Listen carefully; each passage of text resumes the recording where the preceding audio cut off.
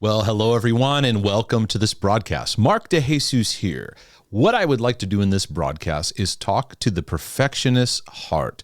And I want to talk to you about the need to experience nurture. And I pray that this episode will be a nurturing episode to the heart of a perfectionist and many of those who are just learning to be nurtured in their healing and freedom journey. If this broadcast blesses you, go to markdejesus.com. Be sure to subscribe to our email subscription and you'll get a free ebook. It's a fantastic opportunity to gain insights and updates for your healing and freedom journey. I'm passionate about mental, emotional, and relationship health. Please be sure to subscribe to our YouTube channel and share it with others. You can even click the notifications to be aware of times where I will do live broadcasts or Q&As and things like that. So, all right, let's talk about perfectionism quickly because you have many videos on that, and we have to get to the heart of what a perfectionist needs. And a perfectionist needs unconditional love, needs nurture, needs areas of emotions that have been neglected, haven't been tended to. We have such a vast sea of people that our hearts are crying out for unconditional love, for nurture, for comfort, to be reminded that we're okay, we can stand and land, and we're welcomed, we're received in. And what has happened in our life is we have come under the influence of a mindset of just right, but never enough. And that's what perfectionism does. Keeps us in that constant bondage. And as you become more and more aware of perfectionistic tendencies in your life, many of you can see where you have religious perfectionism, how you relate to God and how you operate your daily habits and how you approach, how you stand with God is heavily driven by this just right but never enough cycle. How you relate to other people and how you do relationships, how you interact with your work, how you interact with your parenting, but most of all, how you react and relate to yourself. And what I want to do is give you some things, some tools, some practical applications of some things you could begin saying to yourself, reminding yourself to actually practice the habit or the art or the experience of what it means to be nurtured. Now, in perfectionism, you have this inner critic that's constantly screaming at you. Sometimes it's high volume, sometimes it's low volume, but it's just always trying to disrupt your healing and freedom journey. So it leaves you living under pressure, a lot of self-pressure, and that pressure builds up. So there's a lot of anger, there's self-anger that can go into depression, it can go into obsessive compulsive. And here's the thing, perfectionism reveals your need for love, and when perfectionists need love the most is actually where you become very hard on yourself. And that leads to depressive kind of symptoms, and then despair. We pull that despair switch and we just start spiraling, right? And when you find yourself spiraling, that's a great time to take a time out and go, wait, take a step back, take a deep breath. What I actually need is nurture. And what we then lead to is, well, there's no one here to nurture me. Where is everyone, right? Like, where are the people in my life? Mother, father, sister, brother, friend, a mentor. I feel all alone, and so many just feel so alone. Now, I'm not going to give you these pat answers, and I'm going to give you these things about how to fix all that, because it's not about that.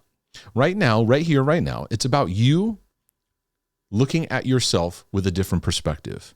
Because the more we spiral in despair, the more we're actually hating on ourselves, and we are inflicting pain, and we're being abusive towards ourselves by just continuing to feed the fuel of that animosity towards self. Nurture will teach you to actually relate to yourself from a standpoint of comfort.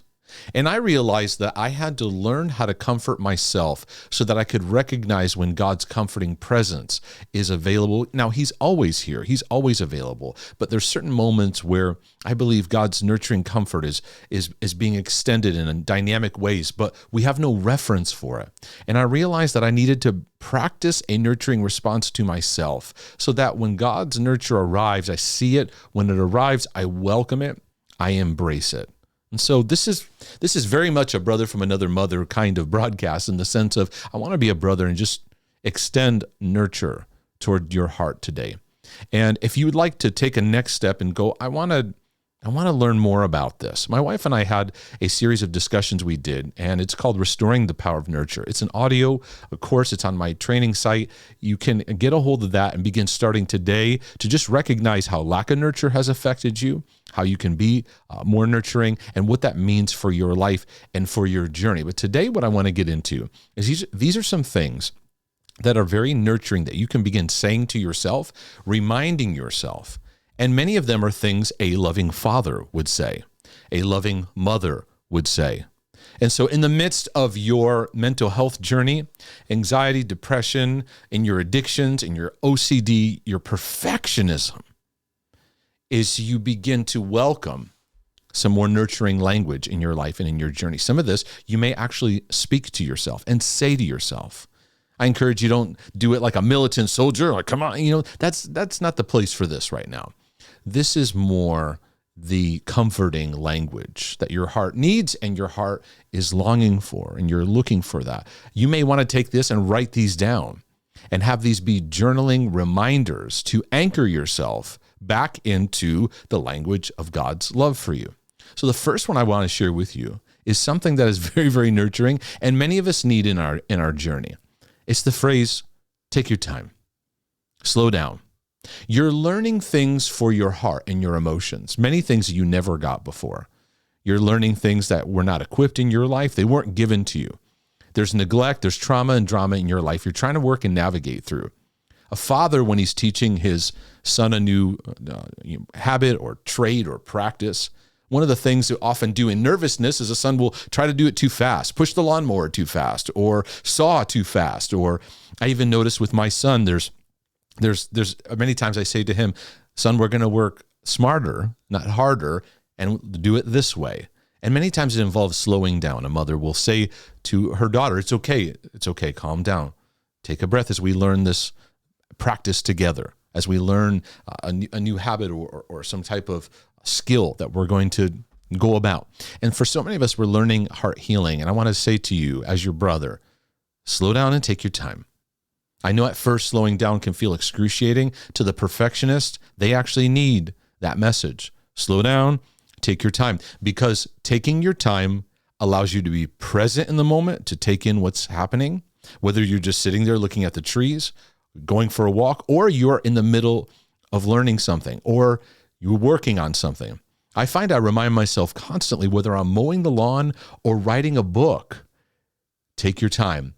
Because as I take my time, each moment becomes more powerful, more meaningful. And actually, our speed of life actually makes us inefficient. It makes us what we produce, actually not the level of excellence that our perfectionism strives for, right? Because out of pressure living, it produces burnout. And it doesn't produce the true fruit that's available for our life, for our journey. So that's one thing I want you to say to yourself. Another thing I want to remind you of is the statement that you're loved for who you are. And this requires a really big pause, because what perfectionism stole from me is it communicated, I am not loved for who I am. I am only loved for my preaching, teaching, my ability to produce great results, to wow people. And outside of that, there's no love. So it created a massive amount of pressure, and it caused me to live out of that role. And so then it wants to infiltrate every part of my life, whether it's what I do for work, how I parent, even how I conduct myself in marriage. It puts this weight upon me. And as I began to let this off layer by layer, it helped me to actually heal and enter into a new level of grieving in my life, because I realized I came under the belief that I'm not just loved for who I am. And God loves you because he loves you. He loves you because he loves you, because he loves you, because he loves you, because he loves you. And unconditional love is so foreign to us in the world of perfectionism. We've distanced ourselves so much from that.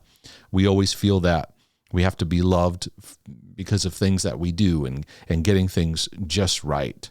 You're not loved because you get things right. You're not loved because you're a good Christian. You're not loved because you do good things. Although doing good things are great, You're loved right where you are. And we need a nurturing reminder of that, because that's what nurture brings. It says, slow down, take your time, take a deep breath. You're loved right now. So let's welcome that love. In the midst of the healing nurture that I found in my life and journey, there was a turning point, a very significant turning point. And that was when I learned to embrace my flaws, weaknesses, mistakes. Instead of running from them, hiding from them, trying to fix them, which shame teaches us that, right? To just put a protective mechanism over all of it. I look at everything I battle with, and instead of this panic reaction, I got to do something about it, get away from it, make it feel better, I instead noticed it with a new lens and said, it's time to start learning how to be more accepting of myself. I'm in my journey. And perfectionists are so hard on themselves, they will actually see this as loving acceptance means compromise. You're compromising. Your standards are going to be lower. It could even get into religious perfectionism, which says, then that means you're going to say sin's okay.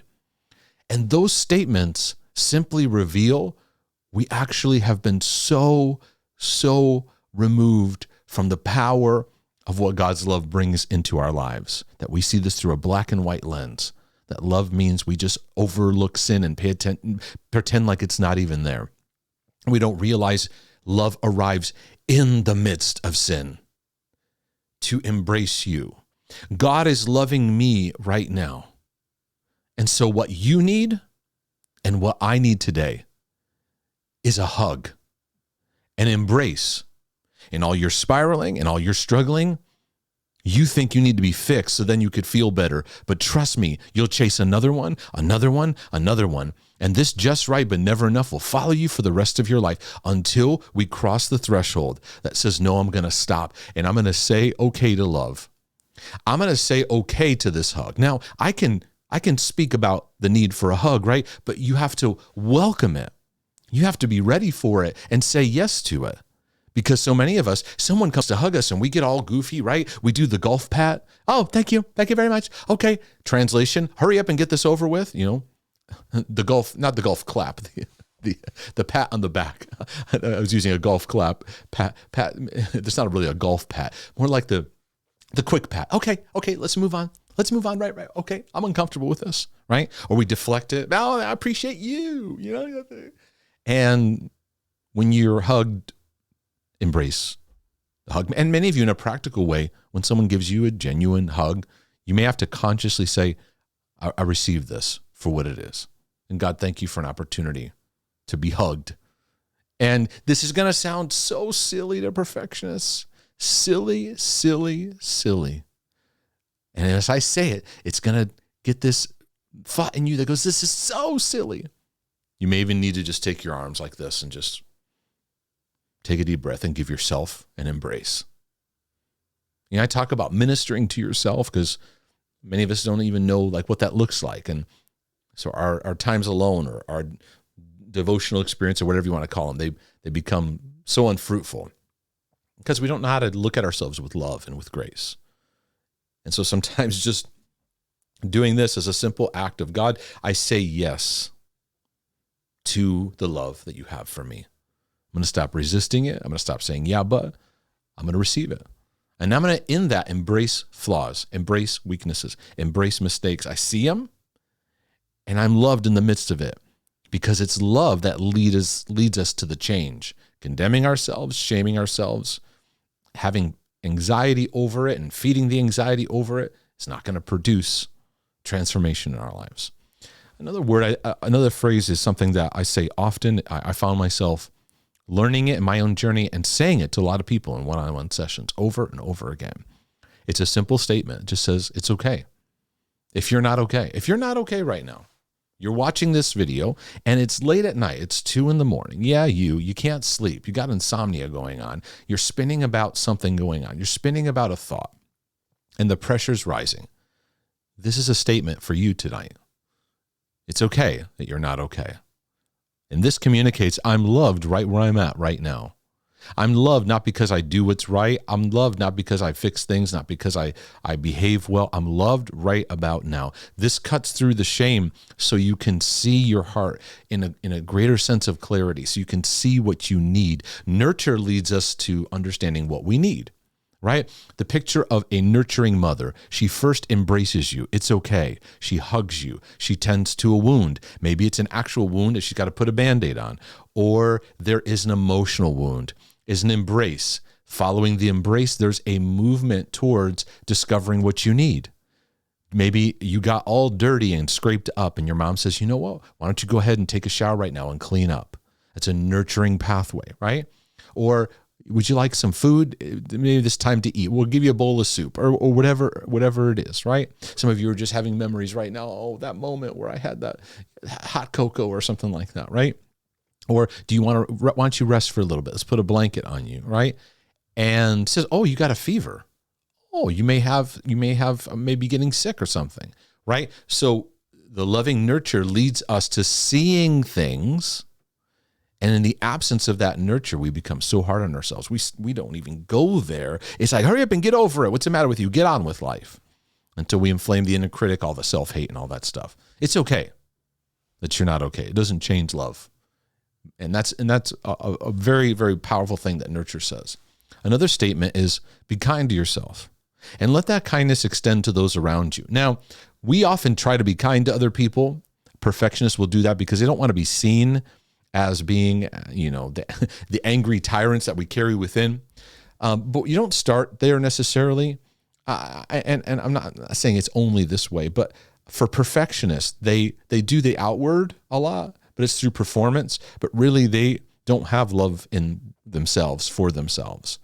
And so what I'm saying is practice the language of kindness. Be kind to yourself right now, because that will slow you down. It will welcome unconditional love. It will welcome nurture, and it will help you to be more present with others and be more nurturing to others, because what we cultivate within is what then gets extended around us. I find I am kind to others so much more as I'm practicing kindness within myself. Another statement I want to say is the statement of patience. And I can't emphasize this enough. It's been a powerful statement in my life and my journey, is recognizing healing will take as long as it takes. You as a perfectionist, as you're letting go of that label and letting go of that tendency and letting go of all the things that encompass it, you can get frustrated by putting a deadline on yourself. You want to get healed by tomorrow, by today, by 10 years ago, right? By last week. There's all these pressurized things that you can come under.